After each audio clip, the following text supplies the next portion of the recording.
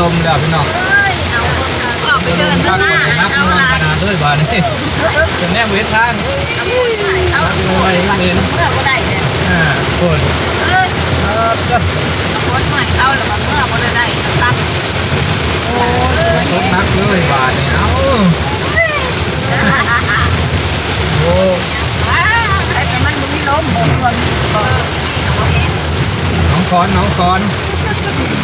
ตกนักมาแต่บางแซ่เมื่อนี้มาแต่บางแซ่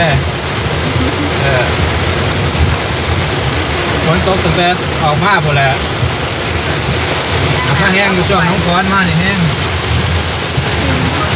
เห็นเลยนะอยู่บริเวณข้างๆเลยวันนี้เหมือนคนเทียบเลยนั่งเต็มให้เต็มขั้นเนาะโอ้ยตกหนักขนาดเขากระเล่นก็ได้แต่เขาก็ได้แล้วก็ไปเว้ยมาทางคอยทางไปมันไปเขาทำไปได้มันคอยทางไปยามันไปก็ได้ได้เดียวก็พอเรามาเห็นรถยางมันได้ก็ไม่ก็มาเห็นยังจะมาโผล่มาบอกวันคนยากที่สวนฉันไว้กันที่มาทอดข้างดำเหรอไปไหนนอนหอบข้างดำเลยเดินหอบข้างดำคนนี้เองบอกเป็นเจ้าคนนั้นเองแล้วรถพุ่มรถถีบได้นี่จะแห้งในวันเดียวเลยเต้ห็นแล้วมาเลยเอาคนไปเขาเรียนเองเอาคนไปเขาโผล่แล้วมาเลยมาแค่นี้ถ้าเจ้าก็จะไปไม่ได้รถจักรนั่นน้ำลายผลน้อมบ่หูอ่ะนั่งไปก็ได้มันเดินไปขนาดนี้โอ้ยบันทึกการเดินทางพี่น้องรีวิวมาเนี่ยการเดินทางมาเนี่ยรีวิวให้เบิ้งมาเนี่ยปาดโค้ดขนาดนี้เมื่อเขาเพื่อนเขาจะตกตกปาดโค้ดโซนขนาดเลยคนใหม่เขามันดิ้นโอ้ยข้างหน้าเลยบาดเนี่ยผมเห็นที่เป็นวัดเทียบบาดเนี่ยรถเป็นตั้งสองเขาแนมจะเห็นนั่นใกล้ถ่ายรถข้างหน้าแล้ว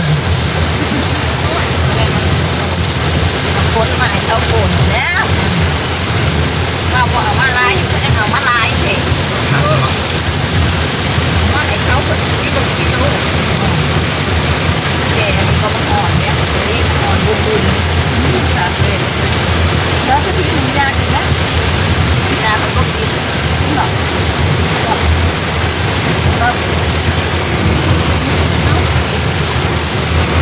อะไรเนาะเอาแล้วบาดน้ำเริ่มในน้ำได้เริ่มเลยการทอดไปได้น้ำแล้วอ่ะ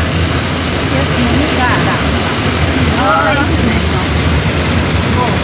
โอ้ยอีกก็ต่างๆของมันก็ถอดรู้สึกคอยหายเนาะ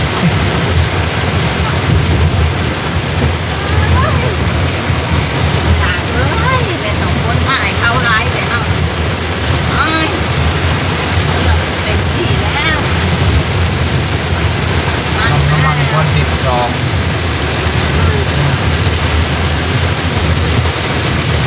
ตกนักแล้วออกไปทำลายรีวิวการเดินทางนะพี่น้องเบิ้งมันตามกลางสายฝน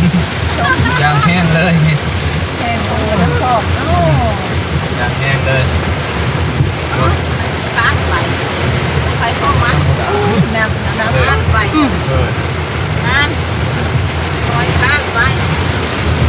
ปาดที่แรกมันจะได้น้ำลายบาด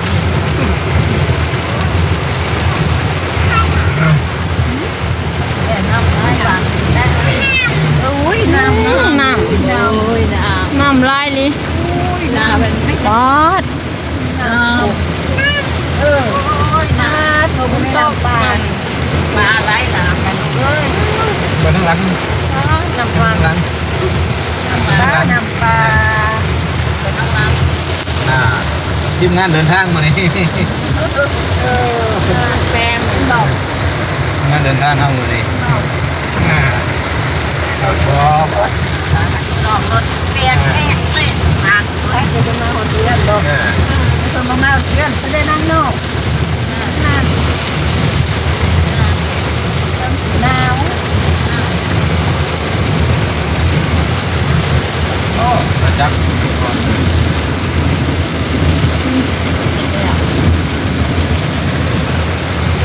เดี๋ยวนี้บอกเดี๋ยวทีเดียวเลยไปต่อเฮาโมแมนดิ่งเข้าไปก่อนหรืออะไรนี่ โจดเลยโจด ลุยต่อเฮา ไปก็ได้ก็ไปยืนบ่ จัก โอ้โอ้จักทางอยู่บ่แล้วตก ยักหมด ไปนี่แหละ เขามาจักช้าเลยเขาก็คอยไปไว้เอาเลย ไปตามทางนี่ นี่นะเขาก็มาตรงนั้นเขาก็มาหลังเขาก็ใส่ พระเจ้าก็คือสิพื้นเนาะคนตกแล้วโอ้ยมีแฮงเด้ น้ำเป็นน้ำโอ้ยน้ำโอ้ทะเลหาเห็ด บันทึกการเดินทางตลอดระยะ หาเห็ดเลยนะ โชคกันอีเด้คอยเด้อมันใส่ซาเล้งเขากระเด็นใส่ซาเล้งเขาโอ้ย เฮ็ดไปจักหา แกงแม่โอ้ยสองพัน เฮ็ดบ่ได้ ทะเลแกง ใช่ เห็ด ท่านนี่ เปิดตะไคร้บ่ได้ฝนตกแห้ง โอ้มาแต่หายแต่น้ ฝนตกแห้งเปิดตะไคร้ก็จะบ่ได้ ตายกระโดดรถแม่ทางเพื่อเอาอะไรหนักเฮ้ยนั่นก็เจ๊เลยละออกจะเอามาไล่คุณมันก็ได้เอา ำเจ้าแล้วเอิ้นมา หน้าปวดมากหรือระบาดที่ผมเกิดมากหน้ามันจะมออยู่เรื่องบาดโบแล้วเลยเบามาเด้อ โอ้แล้ว พ่อแล้วไอ้พ่อแล้ว บ่เล็ก ปากคิวแต่ละวัน ปากเก็บปากอันนั้นนี่เนาะ โอ้ ไม่สุดเลยเฮ้ยโบแมนโบ มัน โอยนั่นเนี่ย อุ้ยอย่า ว่าอยู่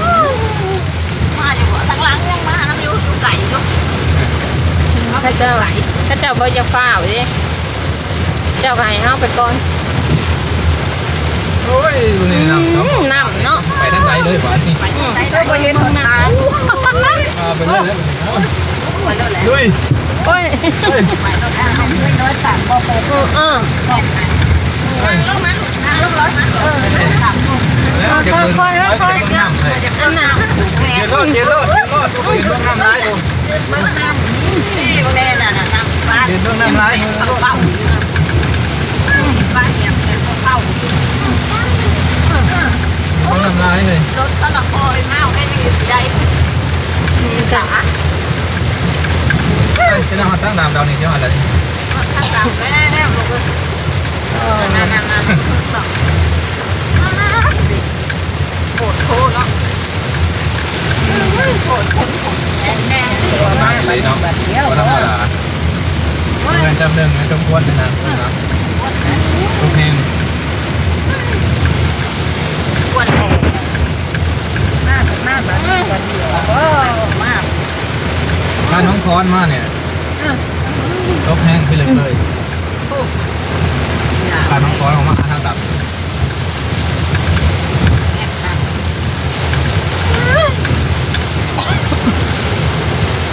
เปล่านะบ้านนี้แม่บี้มือเนี่ยเข้าไปเอาเก็ตผู้ร้อนเลยเนาะผู้ร้อนเลยพอแล้วโชคนั่นโชคมาเข้าไปเก็บผู้ร้อนแล้วพอขายบอกอีนั่น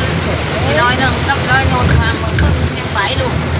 คือจะเป็นน้ำมันไทยเด้อจังก็เป็นจังก็ผิดนะ มาทางดับมาทางดับเลยโอ้ยน้ำสองขอกลางธรรมดาเลยนะดับยังไงมาทางดับเลยป่ะนี่ ว่าธรรมดาเลยธรรมดาไม่ธรรมดาเลย ธรรมดาเด้อ ธรรมดาไม่ธรรมดาถ้าว่าได้ห้องวะ ก็เรือมีน้ำด้วย เ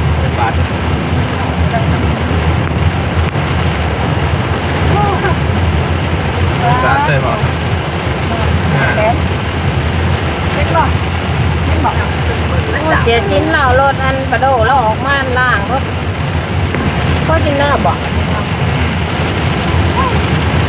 รีวิวการเดินทาง ทั้งปลาเลยโอ้ยปลาเป็นร้ายดำ ดับแล้วบัดนี้ โอ้ย ก็จะมาแต่หาเห็ด โอ้ยจังมัน ปุระช่องกระตาปุระกระตาช่องกระตา แกงไปร้อยแล้วจับ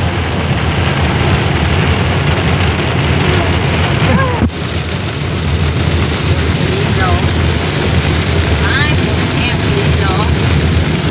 นี่แหละอันนี้แห้งนี่ตั้งขาได้แบบนี้มันก็ได้กินน้ำเนาะมันก็ต้องกินน้ำวันวันเช้ามันนั่นแหละน้ำร้อนร้อยลงคอก็เนี่ยได้ลงคอก็แล้ว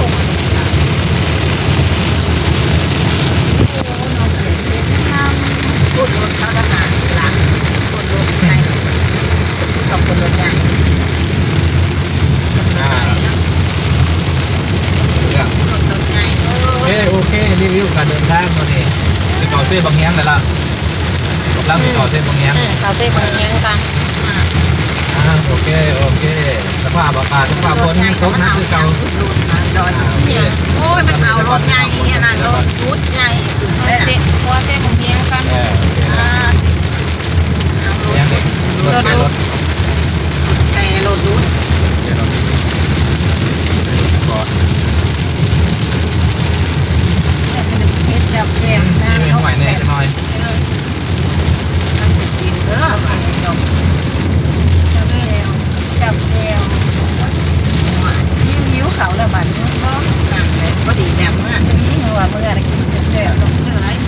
แจ้งจะว่า โอ้มันดีแต่ว่าจับนะว่าสองคันได้รถนะมีรถนี่เลยสองคันเราเอาไปทัวร์ได้รถ โอ้ปัวเขาก็เอาไปส่งเขาขับไปบ่ได้เด้มันซ่าเขาก็ไปส่ง ยกเงินก่อนแล้วก็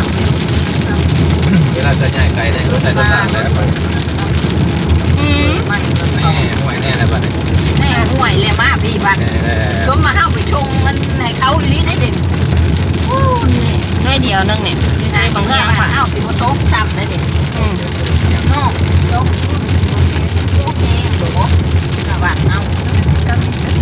โต๊ะมันโต๊ะมาให้เขาเด่นเขาเกินไปนี่แล้ว ที่ประกันนะรถควบคุมรถถีบไป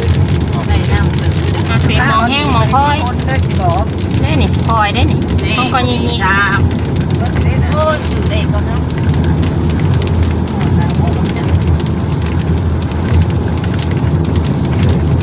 ไหวแล้ว หมดแล้ว ไหวแล้วบัดนี้ หมดแล้วบุ้ยเนาะเป็นเรื่องบอก โอ้ย รถสุดสวยไป ชุดสวยไปแล้วร้อยกุดห้าม อู้สายเรือ ตอนอยู่ทางอันนั้น พว ก็ กเขา สายเรือแม่งได้ไหมยัง เนื้อปลาเนื้อเขาเปิดแล้ว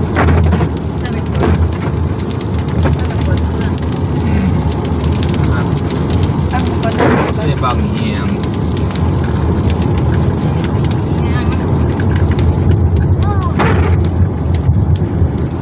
นี่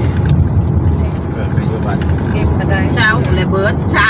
โอ้ยมันตุ๊กแต่เขาเกินไปฮะ ตุดแถวนี้บุตกบุจักคือบ่ได้นะ บ่ได้ตกเลยนะ ตกกับบ่ ว่าไม่ได้เกินได้นี่เลย เล่นน้ำกระหงแต่อันเก่านี่ โต๊ะมันกับโบแห้ง โอ้ยเบิดฝนมาทางนี้ เบิร์ดตายไปโต๊ะให้เขาอีลีนก นี่ไหน โอ้ย กัน ไปโต๊ะให้เขาอีลีเนี่ย ตกนักแต่ตะผูตั้ง เกิ แต่ น น้อง ไทย ก่อน เกินไปป้ามันไปโต๊ะให้แต่ป้าได้หลานเอ้ย เขาเขียนน้องก่อนเขาเขียนน้องก่อนแหง ของปัวเซบางเฮียง เขาเส้นเป็นอย่าง มีผัก พวกนี้ฝนขึ้นซื่อๆตกปอกแปกปอกแปก กระตุกนั่นนี่เลยครับเป็นโต๊ะปัด เขา ปลา ว่าเส้นบางเฮียงบัดนี้ ปลาติด คำว่าเส้นบางเฮียงแล้ว เอาน้ำปลาไม่เจอ อืม มันแม่นหน่อยเลยตัวนี้ก็ประมาณมันเท่าไรน้ำในวิทย์แล้วจ้ะวิทย์แล้วบนรถคนนี้มาทางหนานะกินบอก รถ ตาย นะ ได้โดดแต่ว่า ได้สนใจเบิ่งเลย มีรถตัวใหญ่ นี่รถตัวใหญ่ ตัวใหญ่ตัวน้อยมี